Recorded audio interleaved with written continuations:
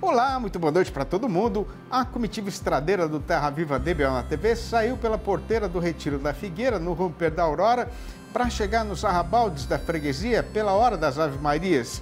E agora, tendo armado a rancharia, convido os companheiros e companheiras aqui presentes para apreciar, junto com a gente, o rasqueado e entrar na folia violeira, começando então a função com a recitação da prosa brideira do dia.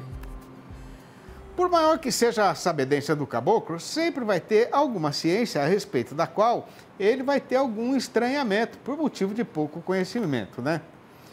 Pois ainda atualmente, nesta era de muitas modernidades, para muita gente fazer a negociada de boiada no mercado futuro é uma grande dificuldade.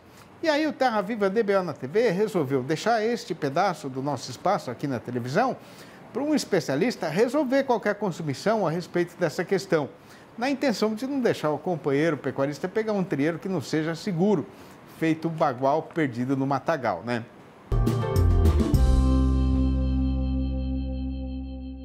Olá, amigos do canal Terra Viva, aqui quem fala é Douglas Coelho, sou zootecnista e um dos sócios fundadores da Radar Investimentos. E hoje estou aqui para traçar um breve panorama dos mercados de boi gordo e de milho. Bom, pelo lado do mercado do milho, essa foi uma semana de alta praticamente consecutiva. Quando a gente olha dia após dia, a gente tem visto com que o produtor nesse momento tem vendido o estoque dele a conta-gota, enquanto o demandante precisa pagar preços maiores para se abastecer. Acho que todo esse movimento tem ocorrido com base nesse comportamento, né? E o motivo por trás desse comportamento é a preocupação em relação à oferta do cereal nos primeiros meses de 2024, uma vez que boa parte dos estados do centro-oeste, do norte e do nordeste sofreram com a seca, muitos locais tiveram que ser replantados e isso por si só gera alguma insegurança em relação à produtividade quando a gente olha daqui adiante. É possível que esse movimento de firmeza continue nos próximos dias com base nesse cenário. Olhando para o lado do boi gordo, a gente vê um mercado também firme, só que mais sustentado, né? Enquanto do milho possui mais força. A gente vê vendas de carne no atacado em dezembro bem aceleradas. Nesse ano tiveram início relativamente mais cedo, quando a gente olha em relação a 2022 e em relação a 2023. E no mercado físico do boi gordo, a gente vê boa parte dos preços de balcão em São Paulo ao redor de 240, enquanto o mercado fica um pouco mais truncado e os negócios acontecem de fato na casa dos 245.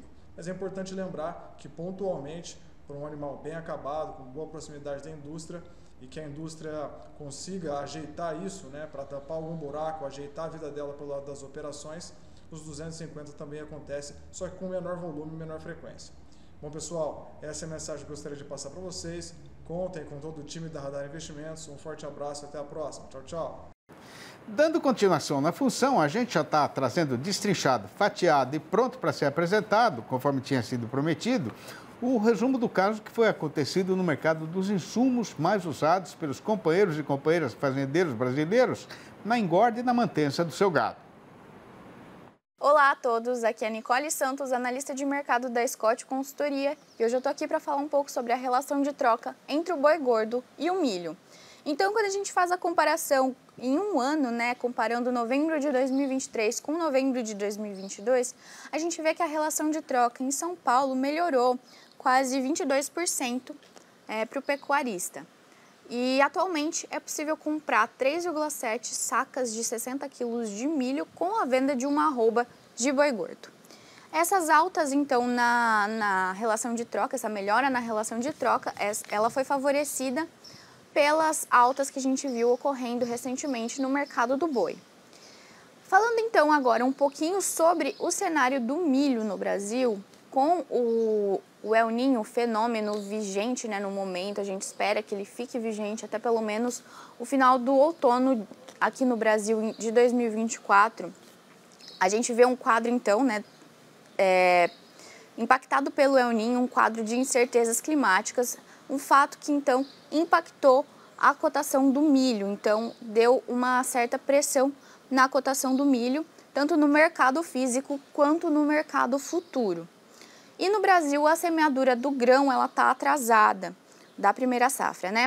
Então ela está atrasada, sendo que até 25 de novembro, apenas 55% das áreas estimadas foram cultivadas. Quando a gente compara a um ano atrás, 68,6% dessa mesma área havia sido cultivada em 2022. Então, em Campinas, na média mensal, a gente tem visto que a saca de milho está sendo negociada em R$ 62,28, um aumento de 3,8% na comparação mensal. No entanto, em 12 meses, a cotação da saca do milho caiu, já que ela, em novembro de 2022, estava sendo negociada em R$ 88,80, foi uma queda aí de quase 30%. Já com relação à arroba do boi gordo em São Paulo, a gente viu então que em novembro ela ficou cotada em média em R$ 231,50, um aumento de 0,7% na comparação feita mês a mês. No entanto, uma queda de 14,5% na comparação anual, já que a média mensal de novembro de 2022, a arroba do boi estava sendo negociada em R$ 270,90. E no curto prazo, então, com a expectativa de uma melhora nas chuvas, principalmente no Brasil Central, e também uma melhora aí para a safra do milho, né, para a semeadura do milho, que essa chuva que esperada ela deve ajudar na safra. Então a gente prevê uma pressão baixista nos preços do milho, né, nos próximos meses, enquanto para o mercado do boi a cotação da arroba deve ficar entre estabilidade e sem descartar, né, altas. A gente espera que haja movimentações, elas devem ser positivas. No entanto, não devem ser grandes modificações, não devem ser grandes variações. Bom, eu espero que tenha ficado claro a explicação sobre a relação de troca entre o boi gordo e o milho, e eu espero vocês no próximo vídeo. No passo marcado da boiada, levantando poeirão no chão da estrada, a gente vai aproveitar esta hora para fazer uma parada ligeira, mas não vai demorar nada e o nosso povo já vai estar de novo na lida marchadeira. Aguarde! Estando desde as antiqueras, virando mundo e correndo chão nestes fundos de sertão, a comitiva pioneira do Terra Viva DBO na TV aprendeu, enfrentando a poeira da estrada e pelejando com a força do vento para continuar tocando a boiada, a dar valor para quem de fato tenha merecimento. E não terá sido feito nenhum favor se justo for este reconhecimento, né? Pois a gente está falando isso aqui agora porque esta hora do programa está reservada para a apresentação da sessão Pecuarista em Prosa, que é uma homenagem mais do que merecida para as nossas companheiras mulheres que levam pelo país inteiro a bandeira da pecuária brasileira. Aprecie!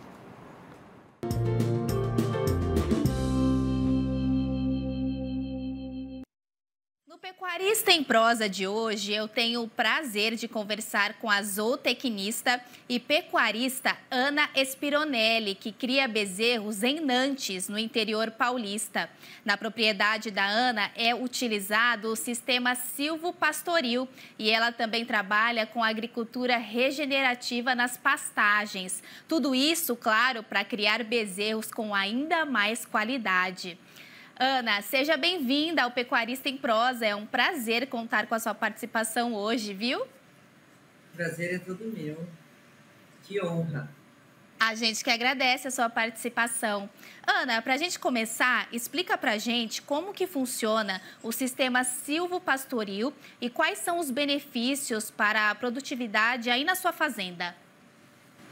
O sistema silvopastoril, ele nada mais é do que uma integração, né, de árvores com a pastagem. Então, você pode escolher qualquer tipo de árvore para fazer essa integração com a pastagem. Na verdade, o mais apropriado é você escolher uma árvore de crescimento rápido, né? Porque você vai ter a pastagem e logo depois você vai ter como usufruir dessa madeira, ou depois para lenha, ou para também uma tora, né? Agregando valor aí a produção e também, é lógico, tendo todos os benefícios dessa integração. E por que vocês decidiram adotar o sistema silvopastoril na sua propriedade? Bom, na verdade, a gente iniciou um projeto em 2010 que precisava reformar uma pastagem da nossa propriedade. E aí a gente resolveu agregar um pouco mais de valor aquilo que a gente chama de verticalizar a propriedade. Então, nós estudamos esse projeto e aí nós achamos adequado, nessa reforma de pastagem, integrar o eucaliptus grandes, que é um eucaliptus de crescimento rápido e bem resistente e propício para a nossa região ali, na fazenda nossa que está localizada em Nantes. Então, a gente adequou esse manejo da reforma de pastagem, inserindo nesse primeiro módulo, né, o sistema silvopastoril.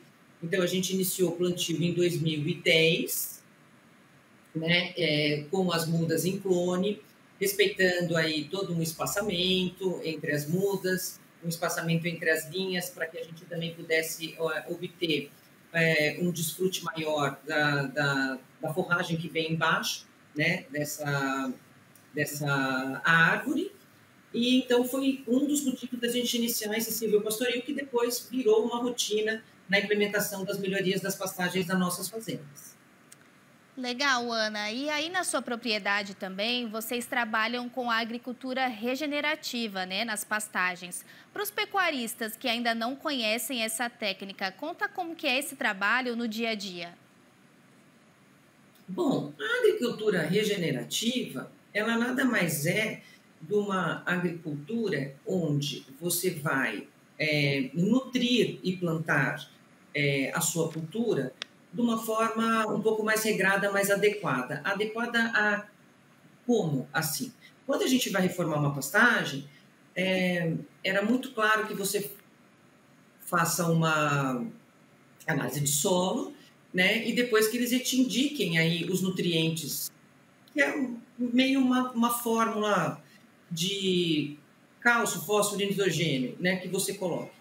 Na agricultura regenerativa, a gente faz uma coisa diferente. O que você faz? A gente faz essa análise de solo, a gente só coloca no solo exatamente os micronutrientes que estavam faltando, micro e macro, né, na dosagem correta. A gente usa também o que a gente chama de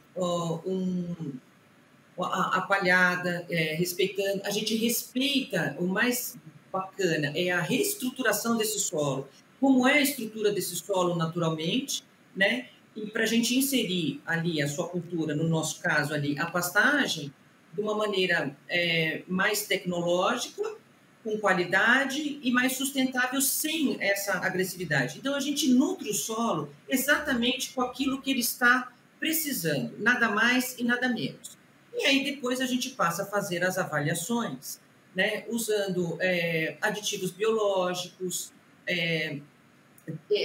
tudo de uma forma um pouco mais natural, né, e mais eficiente, tanto para o solo como para a pastagem. Então, você consegue índices produtivos muito melhores, né? Interessante, viu, Ana? E conta pra gente, com a utilização dessas técnicas, tanto o sistema silvopastoril quanto a agricultura regenerativa, fez você enxergar uma melhora representativa da sua fazenda? O sistema silvopastoril, além de propor uma renda extra, que é a madeira, né, que você vai tirar ali como uma outra fonte de energia, ela tem um fator importantíssimo, que é o sombreamento, a regulação hídrica do solo, né? Então, hoje, a gente consegue, e junto também com essa parte da formação da agricultura regenerativa, que a gente faz essa formação das pastagens, a média anual do Brasil é 0,47 unidades animais por hectare. A nossa fazenda, utilizando dessas técnicas, a gente tem 1,3, 1,35 quase unidades animal por hectare. Então, você tem você agrega muito valor para o pecuarista nesse tipo de conduta, porque você exige menos do solo, você suplementa menos os animais, né? E ainda você tem uma renda extra. É lógico, tudo isso você tem que fazer com planejamento, né? E, por exemplo, esse eucalipto que a gente plantou, a gente teve a primeira poda em 2019 e a última poda em 2021. Então, isso leva um tempo, leva uma programação, você não consegue fazer de um dia para o outro. mas é extremamente benéfico, extremamente eficiente, né? E principalmente sustentável no mundo hoje tão preocupado com essa parte de sustentabilidade, que é, na verdade, ao meu conceito, uma sustentabilidade do seu negócio, né? Ele ser sustentável em todos os sentidos. É uma fazenda sustentável, né? Ela tem um benefício a mais. Ana, dicas valiosas aí para os nossos amigos pecuaristas. Infelizmente, o nosso tempo acabou. A gente agradece demais a sua participação. Volte sempre, viu, ao nosso Pecuarista em Prosa. Eu que agradeço, foi um prazer enorme. A gente que agradece. E esse foi o nosso Pecuarista em Prosa de hoje. Até a próxima. E veja a seguir. Com um orçamento menos apertado do que nos anos recentemente passados e tendo ainda na algibeira algum dinheiro do pagamento do mês e da primeira parte do 13º, o trabalhador brasileiro agora está cheio de assunto para conversar com o açougueiro e enquanto a demanda vai aumentando, o comprador de gado está cortando um dobrado para poder fazer o fornecimento. É já que a gente vai voltar, aguarde. Com o dia ensolarado ou estando o céu anuviado, a lida e a vida do boiadeiro é cuidar, tratar, zelar e engordar o gado e depois levar a boiada para fazer a negociada no mercado. E para não deixar o companheiro desorientado e sem botina para enfrentar essa rotina, a gente faz agora a apresentação do noticiário e do comentário a respeito do boi gordo e da variação da sua cotação.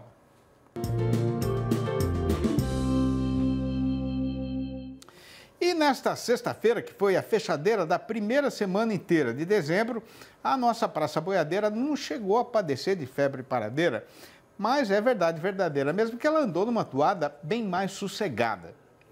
De qualquer maneira, repare a amiga pecuarista que, considerando o mercado paulista, nestes poucos dias já vencidos no derradeiro mês do calendário, todos os preços do mercado pecuário já subiram pelo menos uma vez. E isso é a confirmação clara e cristalina de que o carretão continua embicado na subida do estradão. Mesmo sem querer chover no molhado, porque isso tem sido falado aqui de assim e outros também, né? A explicação para esta situação é a aproximação das festas natalinas, que sempre tem a serventia de aumentar o apetite da população por carne bovina e de ajudar o açougueiro a recuperar a sua freguesia. E neste 2023, que está cada vez mais perto de ser arrematado, com a melhora geral da economia e a redução na inflação, o consumidor brasileiro chegou nesta hora atual de agora, tendo ainda a condição de comprar algumas das coisas boas que o dinheiro pode pagar. Por outro lado, com o mercado de carne sem osso no atacado já razoavelmente abastecido, o caso acontecido foi que o valor médio dos cortes comercializados registrou uma queda de 1,3% nos últimos 7 dias contados desta quinta-feira passada para trás.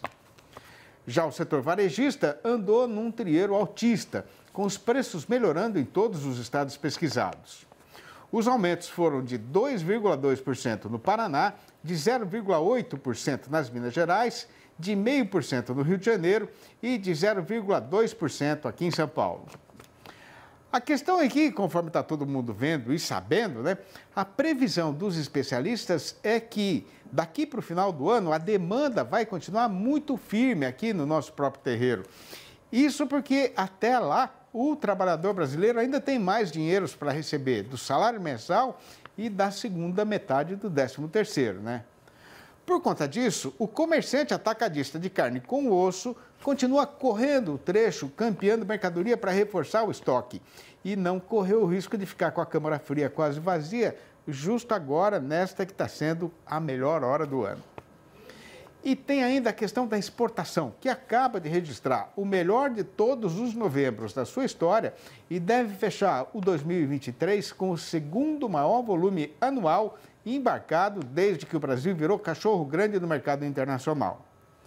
Pena que a cotação do produto brasileiro lá fora continua sem dar sinal de recuperação, né? Assim mesmo, a fome do nosso freguês estrangeiro, com o comprador chinês na frente, já fez o dono do frigorífico largar a mão de sua vinagem e aumentar o pagamento oferecido pelo boi gordo para poder garantir o fornecimento. Juntando tudo, no balanço do dia da Scott Consultoria, foram apuradas mudanças nas cotações só em uma única e solitária praça entre as 32 regiões pesquisadas em todo o Brasil. Foi no oeste do Rio Grande do Sul, onde a alta foi geral, com o boi aumentando para R$ 8,00 redondos o quilo vivo, o que corresponde a R$ 240 por arroba a prazo e ainda para descontar o fundo rural. A vaca subiu para R$ 6,70 o quilo, ou R$ 201 por arroba. No tempo das antiqueras, na solidão do sertão pioneiro, coisa mais difícil era fazer uma reunião para juntar os companheiros boiadeiros e conversar sobre a situação da lida e o andamento da vida. Por essa estrada, que não era muito mais do que uma picada boiadeira rasgada no meio da mataria, só de vez em quando passava a jardineira, que trazia da freguesia da Natividade um ou outro passageiro, viajante forasteiro. E assim a gente vivia bem, sem ter precisão de mais nada, nem de novidade. Um pouco da lida e da vida campeira e roceira, da alegria e da poesia do povo do sertão inteiro, é isso que os companheiros e companheiras, boiadeiros ou não, vão encontrar nas mais de 800 prosinhas rimadas de mesma embocadura e qualidade desta que acaba de ser recitada, que estão publicadas nos 4 livros da minha série Versinhos de Caipira, escritos por mim mesmo para fazer a celebração da nossa verdadeira cultura sertaneja brasileira.